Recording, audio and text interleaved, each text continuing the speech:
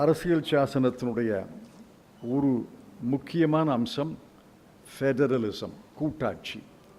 Federalism, divorce perspective என்பதை பற்றி அன்பிற்குரிய டாக்டர் சிங்வி அவர்கள் உரையாற்றப் போகிறார்கள்.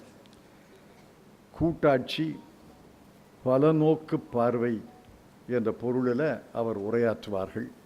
அந்த உரை நமக்கு மகிழ்ச்சியையும் பயனையும் தரும் என்று நான் உறுதியாக நம்புகிறேன். தேர்தலுக்கு முன்னால் 400 இடங்களை பெறப்போவதாக பாரதிய ஜனதா கட்சி சபதம் எடுத்தது. அந்த சபதம் மட்டும் நிறைவேறியிருந்தால் 400 இடங்களை நாடாளுமன்ற மக்களவையிலே பாரதிய ஜனதா கட்சி கிடைத்திருந்தால், மக்கள் கொடுத்திருந்தால்,